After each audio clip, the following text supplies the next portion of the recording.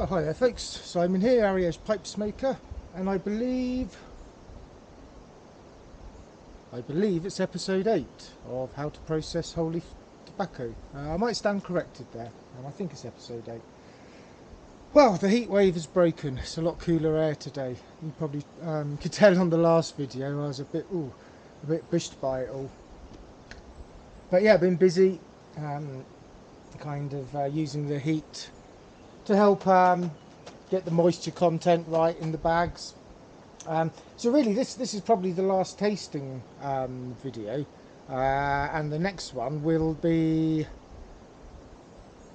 making our first blend, I would imagine.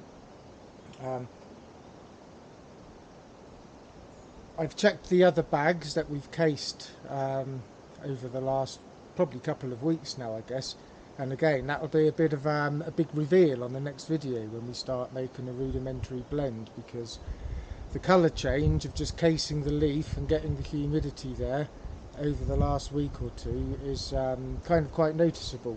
The leaves have definitely changed, which is good news. So this last tasting really is the 2 Oriental tobaccos. I guess initially, prepare for seasickness, I'm going to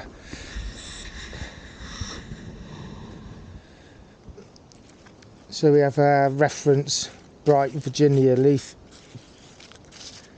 This side is the Samson, I presume it's pronounced, and this side, I've already destemmed this side, this is the Grad, I believe it's possibly pronounced. So there's not much colour difference between the 2 Orientals. Obviously a big difference to the Virginia leaf, slightly smaller. This Samson has the leaves are a lot thicker than the Grad. And the Grad, possibly slightly paler browns overall. And one thing they both have in common is they're incredibly oily. They were quite brittle when they arrived, so I've been bringing them back to a good level, as you can see. Right, I'm just going to zoom you back in, or out should I say. So yeah, there's slight differences between the 2 of them, but yeah, they both have this very oily feel to them. And also, both being Orientals, they're sun-cured tobaccos. On the previous video I talked about flue curing and air curing. Sun curing is fundamentally the leaves are bundled up and they're hung outside in the sun on drying racks, and the heat of the sun dries them quite rapidly, within a few days. Has a similar effect to flue cured Virginias, as in because it's quite a short process to sun cure. It locks in a lot of the sugars in the leaves, so you have a lot sweeter, smoother smoke. So yeah, and I think there's many varieties of Orientals, obviously, and because of the landscape and the weather patterns of where Orientals tend to be grown. They tend to be more arid places, and same with many plants. Many of the herb species, many plants employ this technique to protect the plant from direct sunlight. They kind of have quite a high oil content to the leaf, which sorry, someone's walking past, which protects the leaf from the intense sun. So this is why the Orientals are slightly oily. Someone's walking past, so I'll pause. Lose that.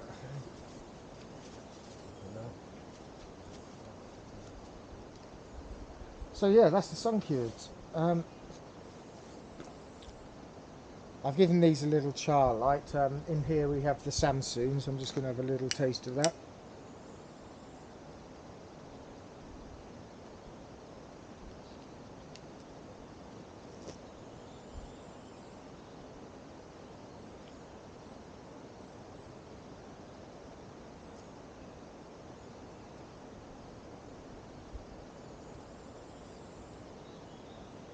kind of woodsy, a little bit spicy, a little bit incensey, but more on the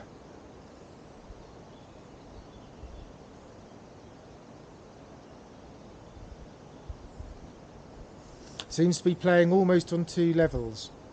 On one level there's this almost cigar quality, slightly in a burley direction.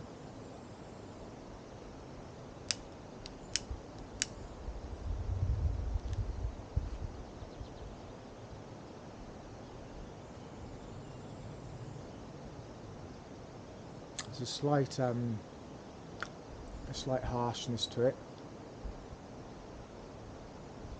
Then it has this kind of top note, which is very fresh, almost cardamons, geraniums, lemongrass, quite tingly.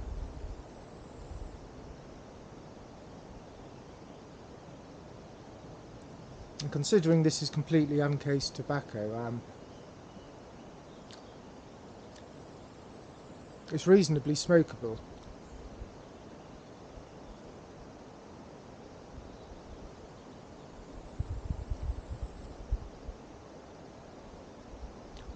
It has got a slight, slight harshness, a slight acridness, not dissimilar to the burley in some respects. But it is, it does have a sweetness to it. I'm not sure, to be honest, at this stage, whether I'm even going to case it. When we get on to the next video, maybe not the next one, but when we come on to the Orientals, then there's always time to case it. But I suspect that these are quite strong flavours, and I suspect that we can dilute this possibly with like 60-70% Virginia burley, and this flavour is still going to carry over. So because they might only be 20-30% of this, there may be, it doesn't actually need casing, and the rough edges will be kind of absorbed by the surrounding tobaccos it will be blended with. So the jury's out whether I will case that or not. I say it does have a slight thing to it that could do with taming, a slight harshness, but it's not particularly at perfect smoking moisture either. It's slightly damp. So moving on, this is the crumb of a Grad. Again, I've given it a bit of a char light.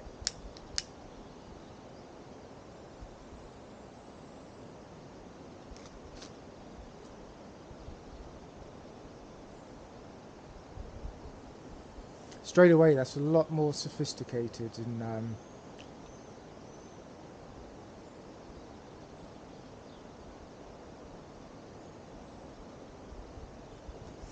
seems smoother. It doesn't seem to have that burly kind of edge to it quite so much.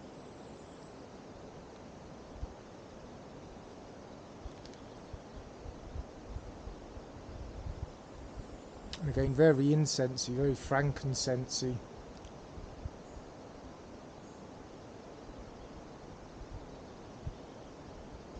Again, with this kind of cardamom, possibly hints of geranium, but very incensey, very spicy on the nose.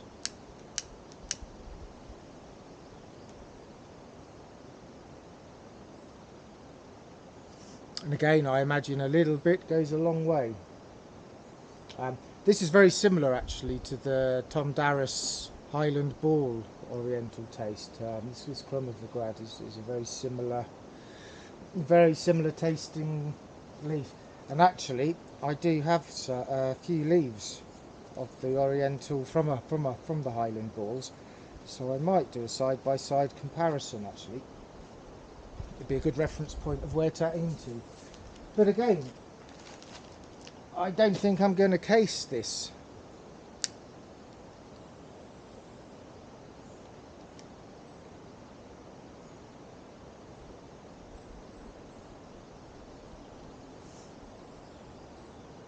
It's not bad.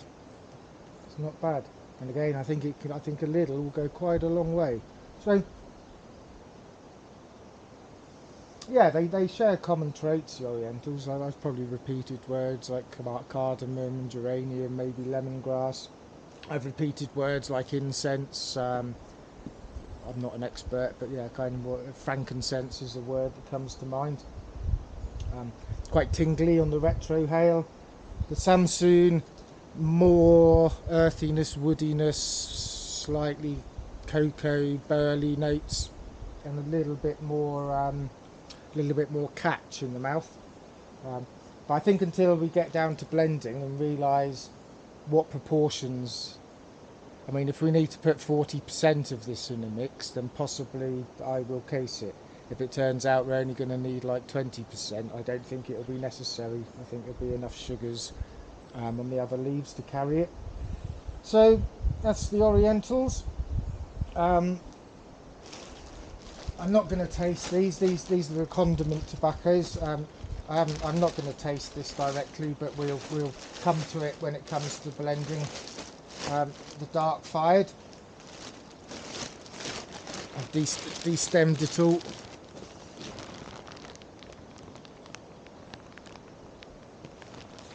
This is when you do want smell-o-vision. This was the most rewarding tobacco of the whole lot to destem. It just smells wonderful. Almost sweet wood smoke, slightly tarry, just hints of all things dark and mysterious. So that's going to be a condiment tobacco. And obviously this is fire cured. I suppose I should tag it on that it's neither flue cured, air cured or sun cured. It's basically hung up in barns and smouldering fires are lit under it, but in a way where it's not really the heat of the smoke. It's kind of like a cold smoke. It takes place over quite a prolonged amount of time.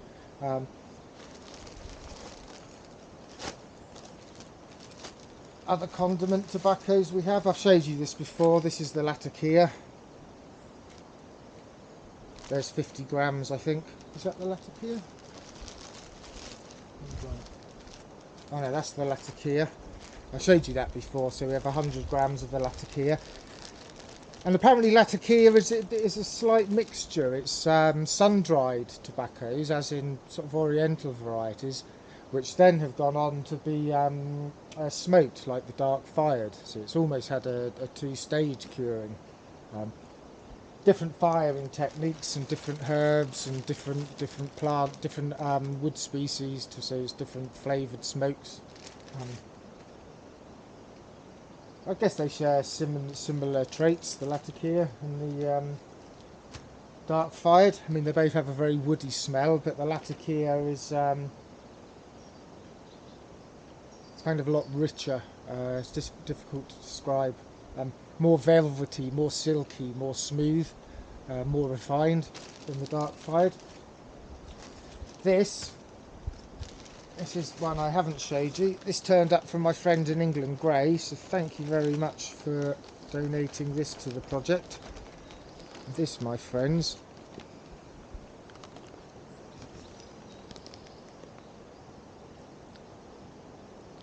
that is round about 100 grams of Cornell and Deal's 100% long cut Louisiana Perique. So you've got 100 grams of long cut proper genuine Louisiana Perique to put into the equation. So that's kind of a very exciting condiment. Thank you very much for that, Grey. And here, I mentioned it briefly on the last video, and I thought I would show it to you. And again, this is when you want smell-o-vision.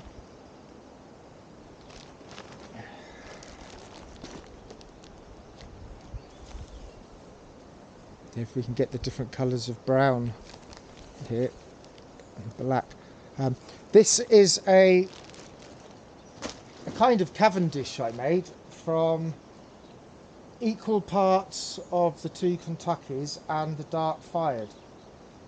So I took equal, handful of each, and I steamed them in the pressure cooker according to my previous video on Cavendish making. And man, does this smell good.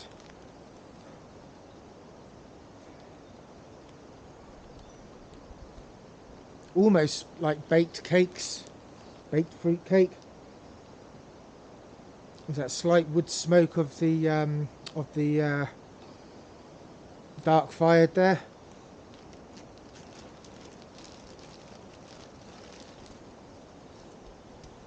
But I thought I would try and make a bit of a base with which to work from with the Kentuckys, because I think they need some form of diluting. I think if you made 100% Kentucky blend, it would be too much. So there will be a percentage of dilution involved. And yeah, you could chuck 50% Virginias at it, but I'm just kind of aware of the limitations of how much of the Virginia we actually have available. So I was thinking, well, maybe this will be a great bulking agent. But I'm quite looking forward to trying it in its own right, because it smells absolutely wonderful. I haven't added anything to it. I just got the two Kentuckys, which we cased very early on in this series, and the dark fired uncased, and just steamed it for about 5 hours. And it's made something which I'm hoping will be quite special. So that's kind of everything covered with the raw ingredients. We have the 5 different Virginias, the 2 Burleys, the 2 Samsons, the dark fired, the Kentucky dark fired Cavendish, Latakia and Peruk. I don't think I'm missing anything. So the next video will probably be the first of the more exciting videos, because we're going to start a process to start blending these tobaccos together in a way that is scalable and is possible to replicate. So I can make like small, very small samples of different percentages before we start making the bigger pressings. We can nail down a couple of rudimentary recipes. So that is where all the fun begins, really. We've got all the leaves in a better state than they were. There will be a bigger reveal on the leaves on the next video, of how much they've changed since they've been cased. And maybe we can cut in some old footage with some new footage and see the colour change. So yeah, this just entering the exciting part, and it is just beginning to rain. So that is my cue to sign off and go running indoors. It's good that the heat wave's over. Alright then guys, thanks for your time. Yeah, hopefully that's the boring part done now. The manual labour's done. Everything's ready, prepared for the blending stage, which is where hopefully we'll start reaping the rewards of the labour. So okay guys, signing off. See you all soon. Thanks for your time and thanks for watching. Take care now.